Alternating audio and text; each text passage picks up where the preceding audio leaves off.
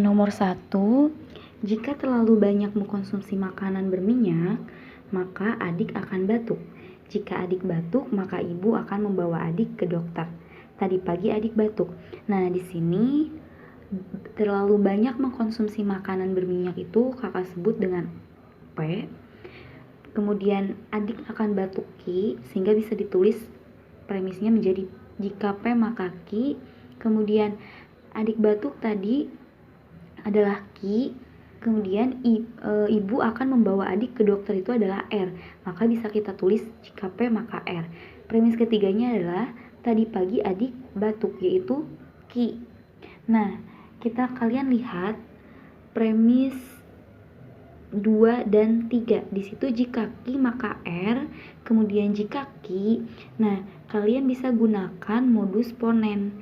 Modus ponen kan bunyinya jika P maka Ki, kemudian premis keduanya jika P, maka kesimpulannya Ki. Nah, ini juga sama.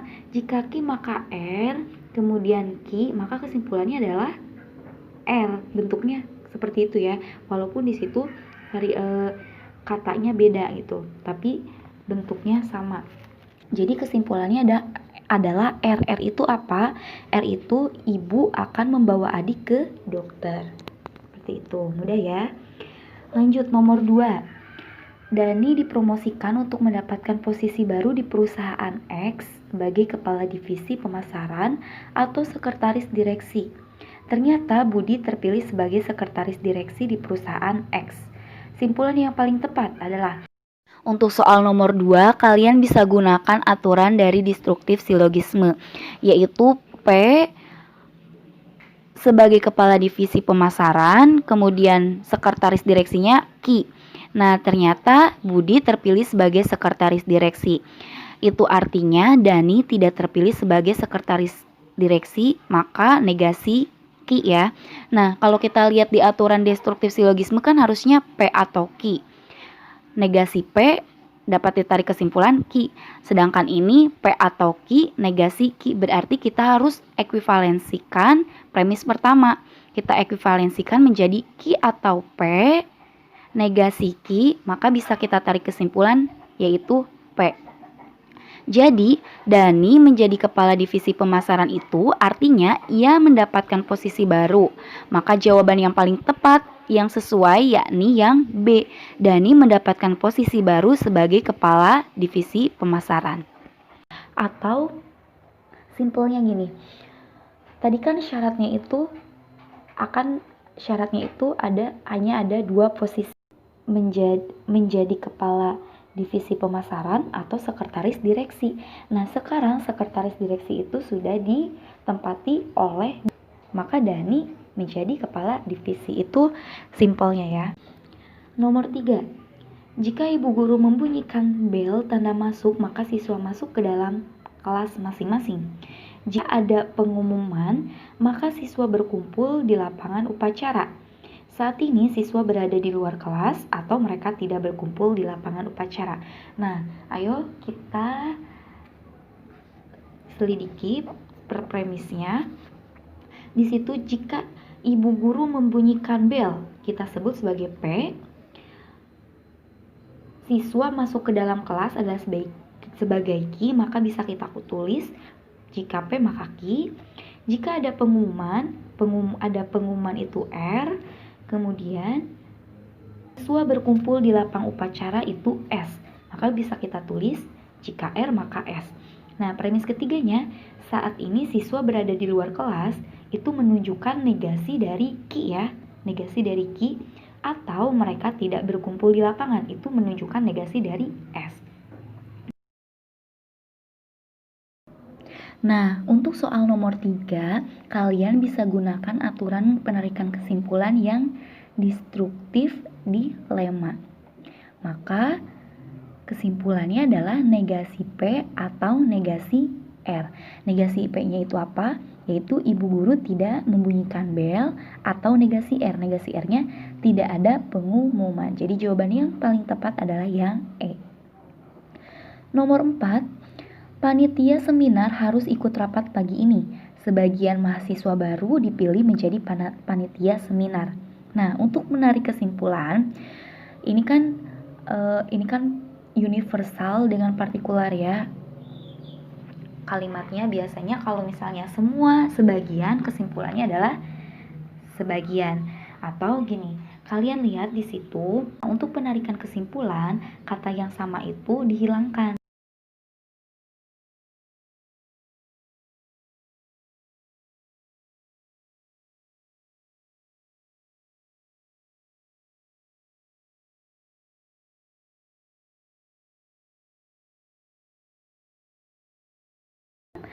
Nomor 5, Rossi rajin berlatih di sirkuit.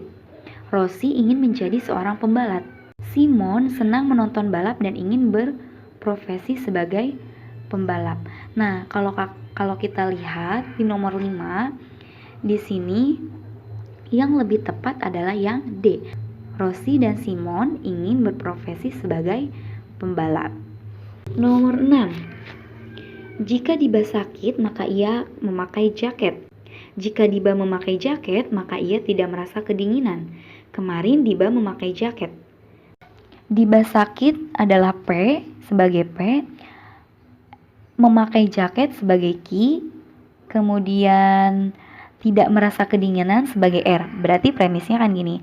Untuk penarikan kesimpulan, kalian tinggal lihat di premis kedua dan ketiga. Jika P maka R, kemudian premis selanjutnya adalah jika Q, kalian gunakan aturan penarikan kesimpulan dari modus ponens. Maka kesimpulannya adalah R. R itu apa? Ia tidak merasa kedinginan. Nomor 7, anak wanita yang masih kecil selalu diberikan mainan oleh ibunya. Wati adalah wanita yang memiliki boneka banyak di rumahnya. Kakak dan adik Wati tidak suka akan boneka. Mana kesimpulan yang lebih tepat? Kesimpulan yang tepat yaitu yang E, tidak dapat disimpulkan. Karena belum tentu juga kakak dan adik Wati itu adalah laki-laki atau Wati itu bonekanya diberikan oleh ibu. Jadi premis antar premis 1 dengan premis 2-nya itu tidak ada keterkaitan satu sama lain sehingga tidak dapat disimpulkan. Nomor 8, air awan, kedelai titik-titik. Nah, hubungan padanan kata tersebut menunjukkan hubungan atau asal-usul ya. Awan berasal dari air, lalu tempe berasal dari kedelai. Jadi yang tepat adalah yang D. Nomor 9, ilmu bodoh, muslihat titik-titik. Padanan kata tersebut menunjukkan sebab akibat negatif. Tidak berilmu berarti bodoh, sama artinya dengan tidak muslihat atau menipu berarti jujur. Nomor 10, cedera utuh, tertib titik-titik.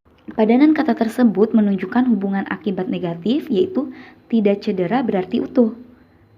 Maka sama dengan tidak tertib berarti kacau. 11, kelapa santan, biri-biri titik-titik.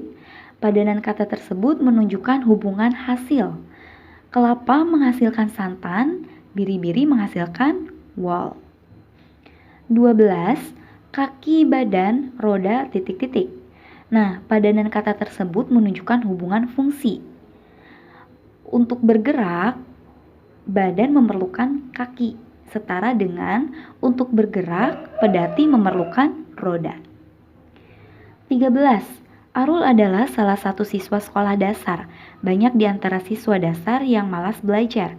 Puspa adalah teman sekelas Arul. Perhatikan kalimat kedua, di situ ada kata banyak di antara, itu menunjukkan jumlah yang belum pasti. Itu artinya kita tidak bisa memastikan bahwa Arul atau Puspa itu merupakan siswa yang malas belajar. Maka kesimpulan yang paling tepat yang ada di opsi yaitu Arul dan Puspa mungkin adalah siswa yang malas belajar. 14.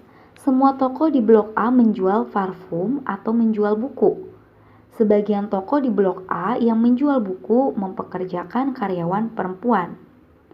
Nah, di sini kesimpulannya adalah sebagian karyawan buku di Blok A adalah perempuan karena ada kata semua dan sebagian ya. Nomor 15. Di suatu taman buah, pengelola memberikan kebebasan pengunjung dalam satu kunjungan memetik buah dengan ketentuan sebagai berikut.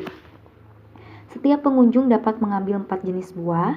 Jenis buah yang dapat dipilih adalah pepaya, mangga, pisang, jambu, rambutan, dan sawo. Jenis buah yang dapat dipilih adalah pepaya dan mangga tidak mungkin dipetik oleh pengunjung yang sama.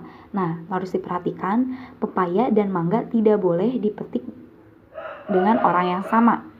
Kemudian pisang dan rambutan tidak boleh diambil dalam satu kunjungan yang sama. Pengunjung yang mengambil pisang harus mengambil pepaya terlebih dahulu. Pertanyaannya adalah, jika dalam suatu kunjungan seorang pengunjung mengambil pisang, jenis buah lain yang dapat diambil adalah karena pisang tidak boleh dengan rambutan, maka opsi yang ada rambutannya itu tidak mungkin benar. Jadi yang C, D sudah pasti salah. Nah, karena untuk mengambil pisang harus mengambil pepaya terlebih dahulu, yang paling sesuai adalah yang B ya. 16. Di antara lukisan yang ada di suatu galeri lukisan, nomor 9 tidak seindah lukisan nomor 5 dan masih lebih indah daripada lukisan nomor 8. Kakak lambangkan menjadi 5 lebih dari 9, 9 lebih dari 8. Lukisan nomor 3 tidak ada yang mengalahkan keindahannya. Berarti lukisan 3 akan ada di urutan nomor 1 atau urutan pertama. Lukisan nomor 6 kurang indah dibandingkan lukisan nomor 8 dan nomor 2. Itu artinya nomor 8 lebih dari 6 dan 2 lebih dari 6. Lukisan nomor 5 lebih indah daripada lukisan nomor 2. Itu artinya 5 lebih dari 2. Nah, pertanyaannya adalah, lukisan yang indahnya berada pada urutan ketiga adalah lukisan nomor. Nah, kita lihat, kita urutkan dulu. Nomor pertama itu pasti ada si lukisan nomor 3. Di urutan pertama, di urutan kedua kita lihat, di urutan kedua yang memungkinkan adalah yang 5, lukisan nomor 5, karena lukisan nomor 5 tidak ada posisi di sebelah kanan atau di yang terkecil. Kemudian urutan nomor 3 yaitu 9. Jadi yang tepat adalah 9. 17. 5 orang siswa mengikuti lomba renang antar klub.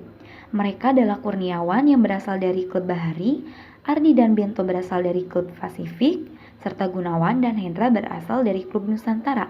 Kurniawan bernomor peserta 049, Ardi bernomor peserta 212, Bento 059, Gunawan 313, dan Hendra 167.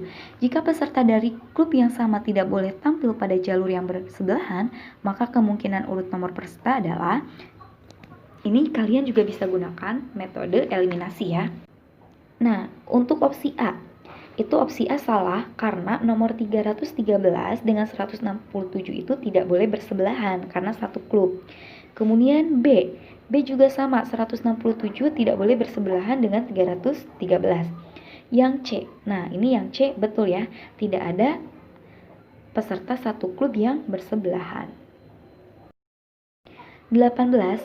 Jika Tono lulus kuliah kurang dari atau sama dengan 4 tahun, maka ia akan diterima bekerja sebagai karyawan di perusahaan A. Jika Tono sudah bekerja di perusahaan A, maka ia akan membelikan Tono sebuah sepeda motor. Tono tidak mendapatkan sepeda motor dari ayahnya. Nah, ini bisa kita tuliskan. Jika Tono lulus kuliah kurang dari atau sama dengan 4 tahun, berarti jika P atau Q, maka ayahnya akan membelikan Tono sebuah sepeda, maka R. Jadi P atau Q maka R. Kemudian Tono tidak mendapatkan sepeda motor dari ayahnya. Itu artinya negasi dari S ya. Maka premisnya P, jika P atau Q maka R, jika R maka S, dan negasi S. Nah, itu kalian bisa gunakan aturan penarikan kesimpulan yang modus tollens. Modus tollens berarti jika R maka S, negasi S, maka kesimpulannya adalah negasi R. Negasi R itu apa? Tono tidak bekerja di perusahaan A. Jika Tono tidak diterima kerja sebagai karyawan di perusahaan A, maka Tono lulus kuliahnya kemungkinan lebih dari 4 tahun. Jadi jawaban yang paling tepat adalah yang D. 19. Dalam rangka seleksi calon anggota tim bola basket putra akan dilakukan pengukuran tinggi badan. Anton lebih tinggi daripada W. Berarti kakak tulis di situ A lebih dari W. Tinggi Charles sama dengan tinggi Ferry. C sama dengan F. Eki lebih tinggi dari Doni. E lebih dari D. Hanya ada 2 peserta yang tinggi badannya sama, ya betul, yaitu Charles dan Ferry. Jika Charles lebih tinggi daripada Anton, maka di situ yang tepat kita lihat opsi A lebih dari F. Nggak mungkin ya, karena F itu kan sama dengan C, sedangkan C lebih dari A, jadi salah. Opsi B, C lebih dari D. C lebih dari D ini belum pasti. Opsi C, E lebih dari W. E lebih dari W juga belum pasti. Yang D, F lebih dari W. Nah, di sini F itu kan sama dengan C. Karena C-nya lebih dari A dan A itu lebih dari W, maka F lebih dari W. Jadi yang lebih tepat adalah yang D. 20. Setiap mahasiswa perguruan tinggi ABC harus mengambil 8 mata kuliah wajib, yaitu FGH, JKLMN. Seluruh mahasiswa mengambil 1 mata kuliah secara berurutan setiap semesternya, dan tidak ada mata kuliah yang diulang. Jadwal pengambilan ke-8 mata kuliah tersebut dibatasi oleh syarat-syarat sebagai berikut. N selalu diambil di semester pertama. Kakak tulis N sama dengan 1. F harus diambil segera setelah mengambil mata kuliah G. Kemudian H harus diambil sebelum mata kuliah F. H harus diambil ya sebelum mata kuliah F. J dan M harus dipisahkan oleh 2 semester yang berurutan. Nah, berarti urutannya J titik M atau M titik J ya. Urutan jadwal berikut yang memenuhi persyaratan di atas untuk mahasiswa semester 2 hingga semester 8 adalah yang E. Untuk soal selanjutnya akan dibahas di pertemuan berikutnya.